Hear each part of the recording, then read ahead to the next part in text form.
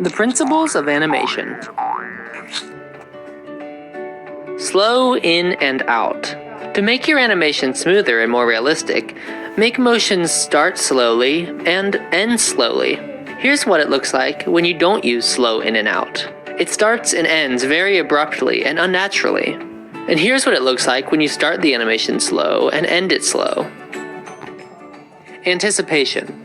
Animating a fast motion from a cold start without any build-up can look unnatural.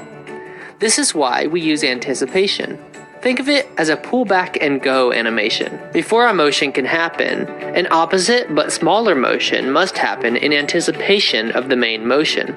Here, the ball pulls back, then begins rolling. Follow through. Just like anticipation, follow through is a smaller motion that happens at the end of your main motion.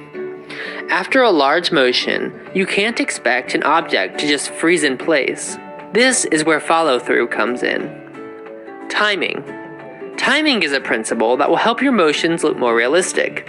In this example, the red ball pushes the yellow cube effortlessly, as if it weighs nothing. However, when I change the timing and make the cube move slower at the start and almost be hard to catch at the end, you can see that the cube looks heavier and maybe on a slippery surface. Arcs. When animating anything in motion, it should have a smooth arc from point A to point B. In this animation of the ball jumping, you can see that it does not follow a clear arc from position A to position B. However, when using arcs, the ball jumps from point A to point B in a single, smooth arc.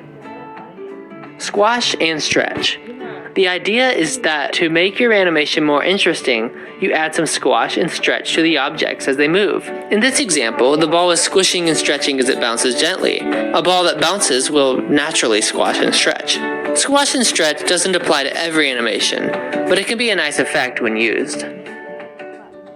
Exaggeration. Exaggeration can help your animation look more visually interesting, or at its strongest, cartoony. This is a normal animation of a ball bouncing. However, this animation takes the bouncing ball to the extreme and flattens it upon landing, and stretches it out of shape when going back up. It's the same for this animation. I add exaggeration that makes the ball look fluid before returning it back to its ball shape.